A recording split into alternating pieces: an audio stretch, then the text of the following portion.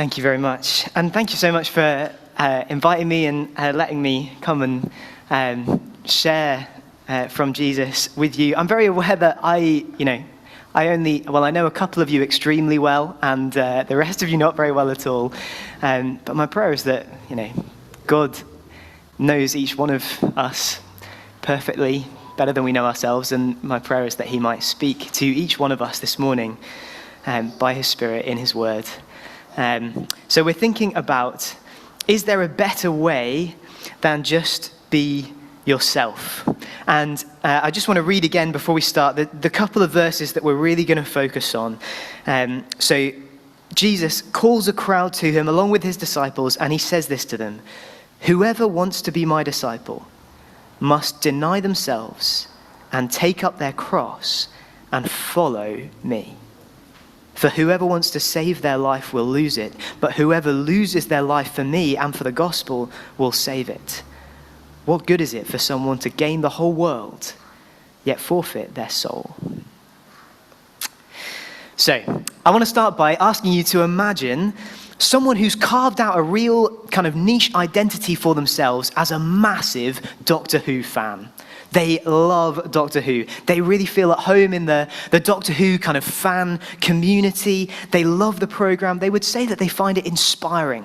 Not only is their flat full of little Lego kind of TARDIS and minifigures and stuff, but they have a poster with a quote from the show on their wall, and they have it as their phone background. They'll happily tell you that sometimes when they don't know what to do, they ask themselves, what would the Doctor do? This person is spectacularly, seriously a Whovian.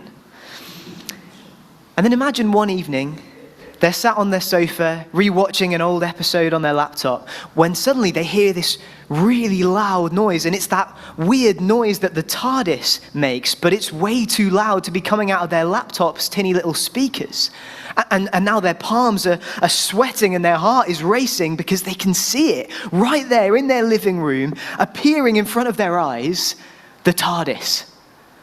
And then the door swings open and the Doctor steps out. And he says, "I'm looking for an assistant. I can't tell you where we'll be going. I can't promise you that it will be safe. I can't promise you that you'll come back. But we will be saving the world. And it'll be fun.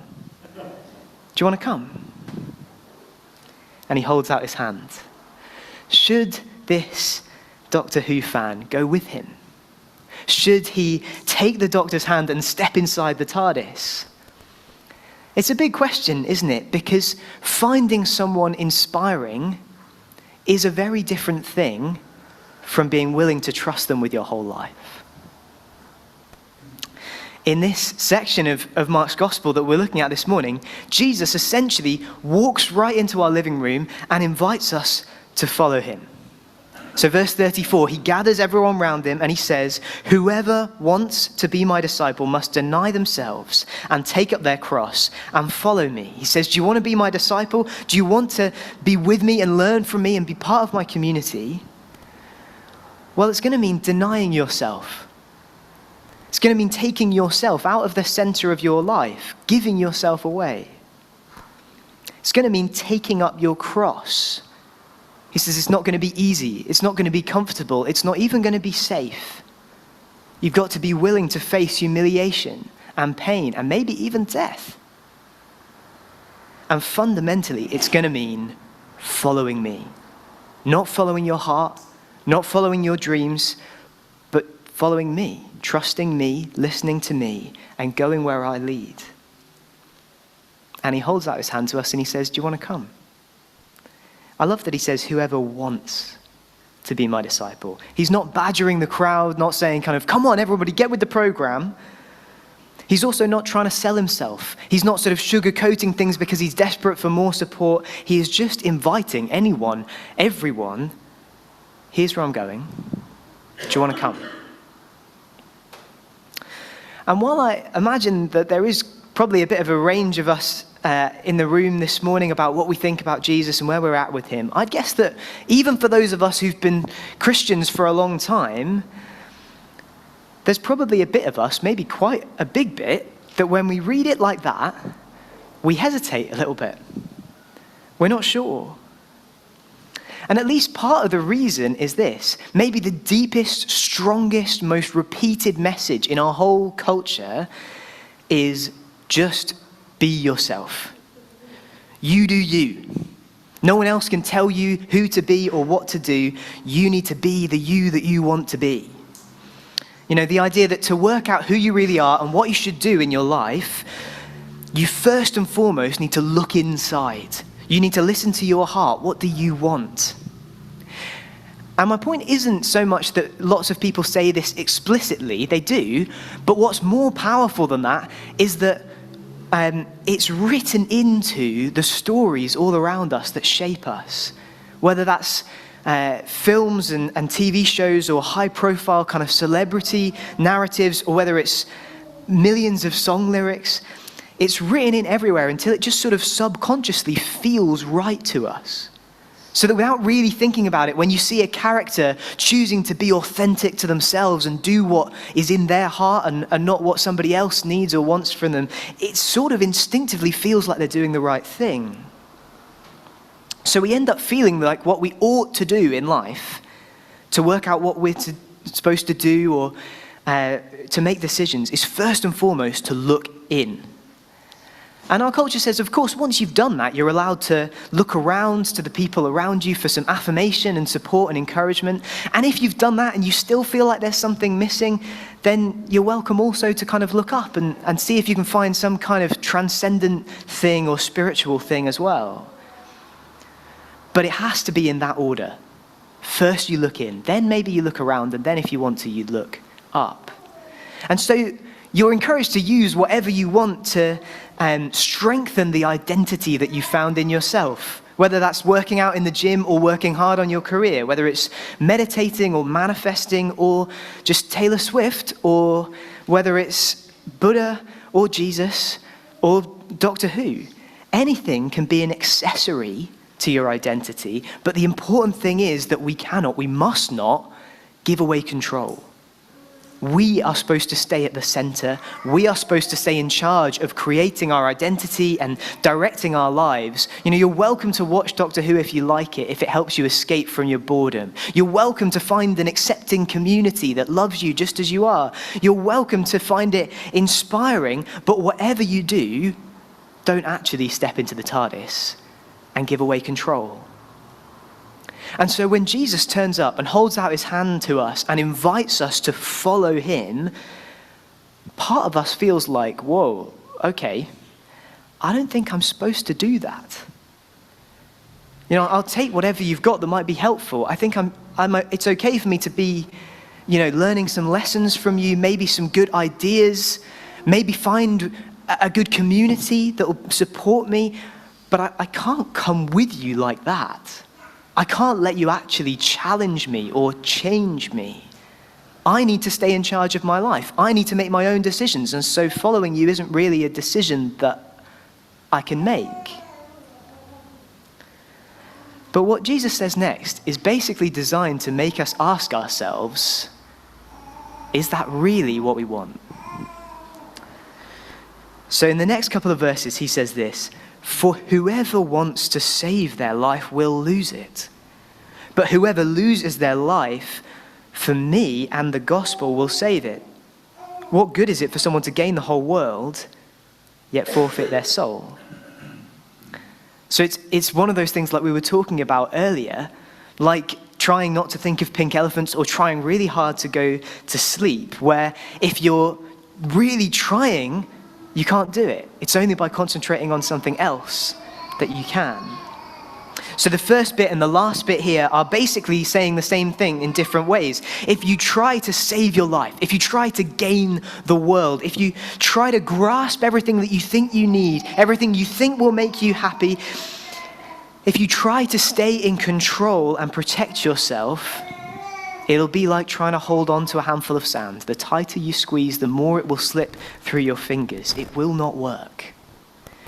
But, he says, if you willingly lose your life for him, you'll actually save it. Finding your best self, finding your best life, it's something you can't get by concentrating on it directly. If we look in, if we focus on ourselves, if we aim directly at being ourselves or at living our best lives, we can't do it. It's only if we look up and focus on something that is much more important, something that is bigger than us, something, in fact, someone that is much more important than us. That's when we'll discover that we've actually found our best lives. I've recently been listening to a book by a guy called David Brooks called The Second Mountain. And it's basically all about this idea, but he's not kind of preaching it from a place of religious conviction. What he's doing is noticing it in the lives of people around him. Here's how he starts his book. He says, "Every once in a while, I meet a person who radiates joy. These are the people who seem to glow with an inner light. They are kind, tranquil, delighted by little things and grateful for big ones. These people are not perfect. They get exhausted and stressed, they make errors in judgment, but they live for others and not for themselves. They've made unshakable commitments. They know why they were put on this earth and derive a deep satisfaction from doing what they've been called to do. Life isn't easy for these people. They've taken on the burdens of others, but they have a serenity about them, a settled resolve. They are interested in you. They make you feel cherished and known and take delight in your good.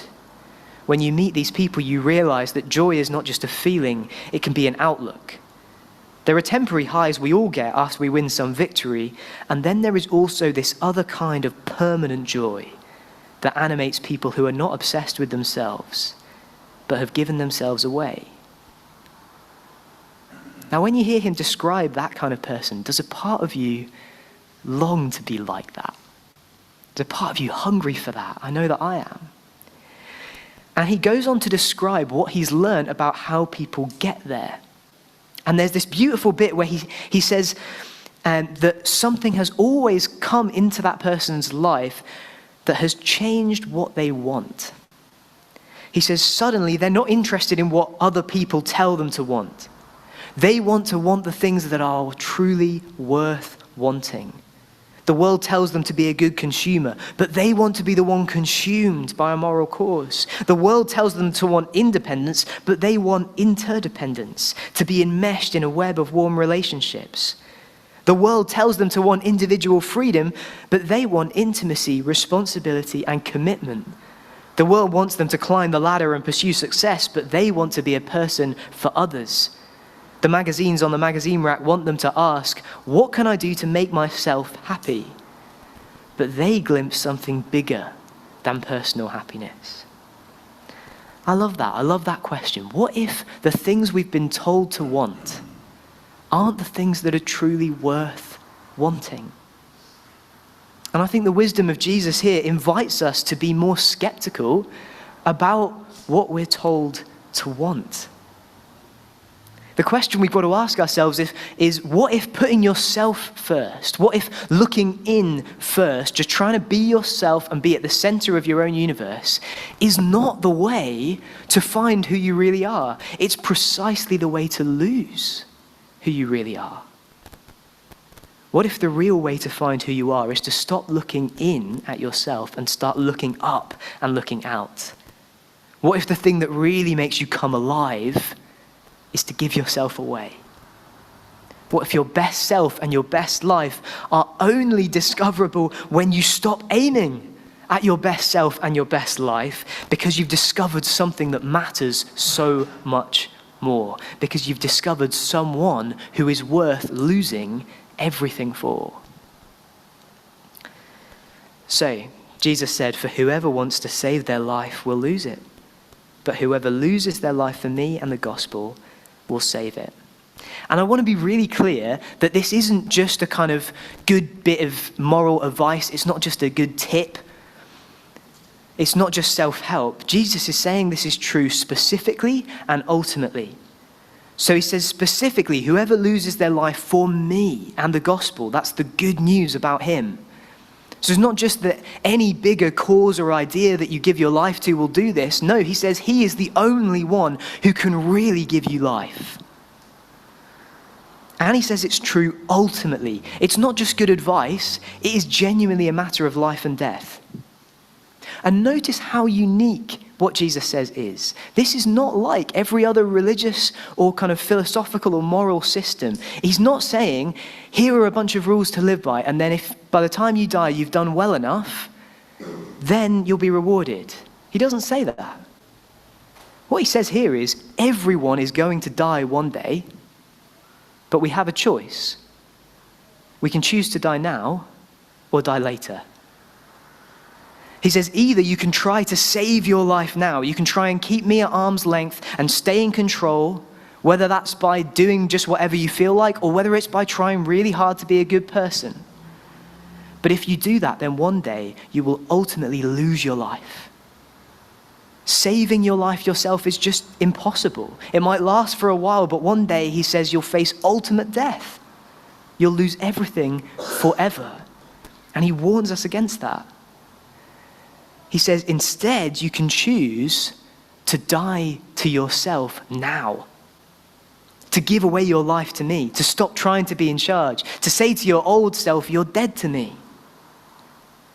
And Jesus says that if we do that, we'll actually save our life. What does he mean? He means that as soon as we choose to die to ourselves and give ourselves to him, we get to start a whole new life. And it's the real life that we were made for in the first place. It's the real version of who we were made to be. And this new life with him, it starts now, but it actually goes all the way through physical death and out the other side into real life forever. And this isn't just a new us in the sense of kind of new year, new you, making kind of lots of resolutions to try and change and be a better person. It's literally a new you. Because it's his spirit coming to live in you, his personal life, making you truly alive, making you a genuinely new person who thinks differently and feels differently and most of all loves differently. And of course, that sounds kind of crazy, but actually we are surrounded by evidence that it's true right now. Every Christian in this room actually has a story to tell of how God has started to change us and make us new people. So Jesus calls us to die to ourselves now, to give our lives to him so that he can give us real life now and forever. But the question is, how do we know we can trust him? Because to actually give your whole life to someone, to actually take Doctor Who's hand and step into the TARDIS, it takes a lot of trust. How do you know that they're not going to exploit you? How can you be sure that they're not going to let you down? And this is what I really, really love about Jesus. We can trust Jesus because Jesus never asks us to do anything for him that he hasn't already done for us. So just before the bit that I read at the start, Jesus has been having a conversation with his disciples, and he's told them that he's finally kind of revealed to them that he's the Messiah. Peter has realized this is the Messiah. He's the king who's come to rescue his people. And what Jesus then does is tell them, this is how I'm going to do that. And it says, he then began to teach them that the Son of Man, that's Jesus, must suffer many things and be rejected by the elders, the chief priests and the teachers of the law, and that he must be killed and after 3 days rise again. Do you see what that means? Jesus says he must be beaten and humiliated and killed. Jesus did for us exactly what he is asking us to do. He says, deny yourself, take up your cross, follow me. Jesus took up his cross willingly for us. It wasn't an accident or a tragedy that just happened to him. He did it on purpose. It was an act of love. Jesus denied himself for us.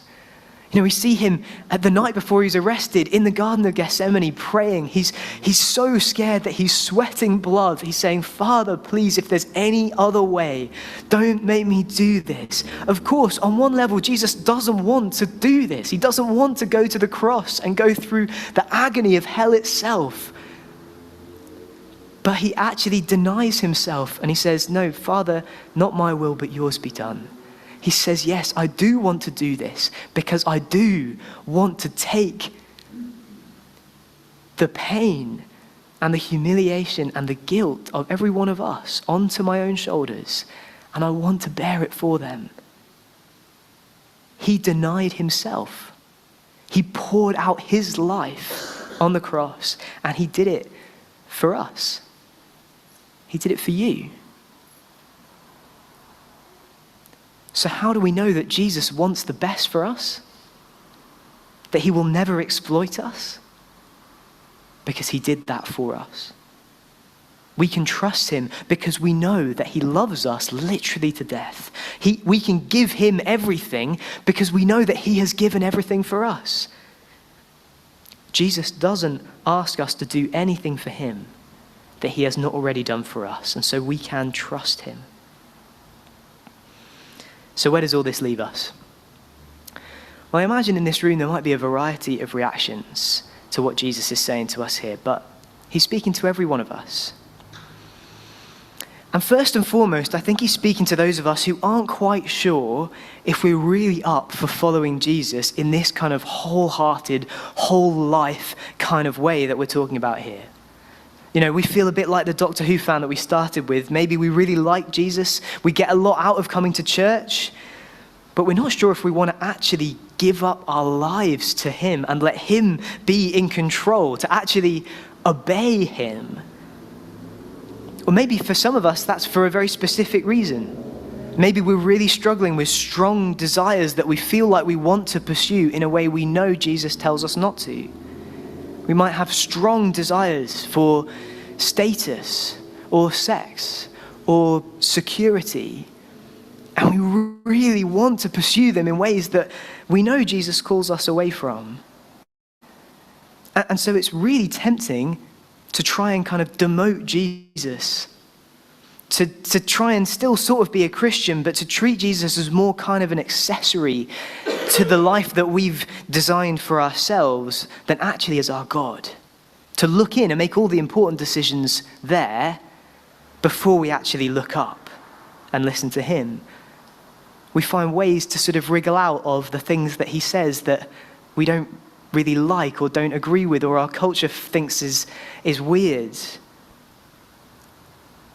I imagine every single one of us in this room is tempted to do that in one way or another. But God is saying to us here, don't just follow your heart. Why on earth would you trust that your heart knows what's best for you? Your heart is slippery and confused and conflicted. You cannot trust it. Don't trust your heart. Follow Jesus. You can trust him. You know that he wants the best for you because he has literally given everything for you. And you know that he knows what's best for you because he created you. So let Jesus actually make you into the person that you were created to be. Give your life to him. Follow him completely and wholeheartedly. You will not regret it. And if you hear that and you think, well, the thing is, I just don't really trust Jesus that much yet, let me encourage you, the way to trust a person is to get to know them. So please, if that is you, please do keep coming here and hearing about the difference that Jesus makes, hearing about what it's like to follow him, most of all, hearing about who he is. But I'd also really recommend reading one of the biographies of Jesus' life from the Bible. The church has a bunch of these Gospels of John, just one of the biographies of Jesus' life. There's a bunch on the little desk by the door on the way out. And you could just take one of them and read it and just see what Jesus is like. Get to know him better. Learn to trust him. Well, perhaps for some of us, the reaction isn't so much like that. It's more that you hear the call of this passage and instinctively it turns on all of your sense of inadequacy and guilt and failure. You hear him saying, give up your life for me, deny yourself for me, and you just think, I'm obviously not doing well enough at that. If that's you, can I say, when Jesus says this to you, he isn't giving you a kind of standard that you have to live up to. He's giving you an invitation to accept. He's just saying, come with me.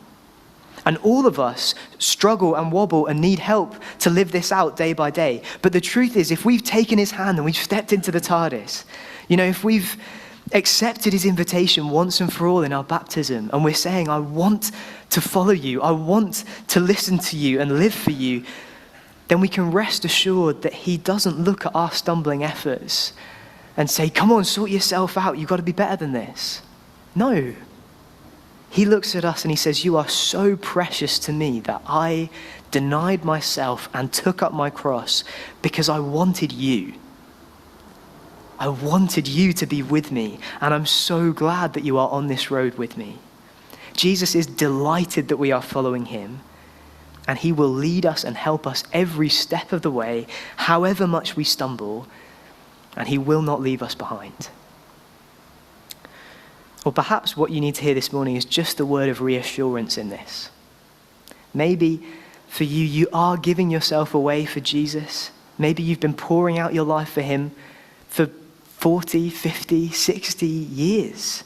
Or maybe you've only just started. Maybe in some way right now it's especially costly or painful for you to follow Jesus. If that's you, then please hear Jesus saying to you, whoever loses their life for me and for the gospel will save it. If you are pouring out your life for Jesus, not one drop of it will be wasted. You are not missing out. You are not wasting your life. You are not forfeiting your soul. You are not losing your true life. You are finding it. You are finding it. Let's pray together now. And then I'll hand back over. Lord Jesus, thank you so much that you don't ask us to do anything for you that you haven't already done for us. Thank you that you denied yourself, you took up your cross, and you laid down your life out of love for us. Please help every single one of us to trust you. Help us to follow you above everything else, even our own hearts.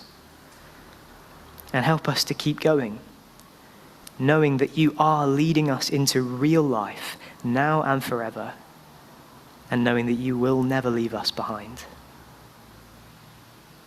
Amen.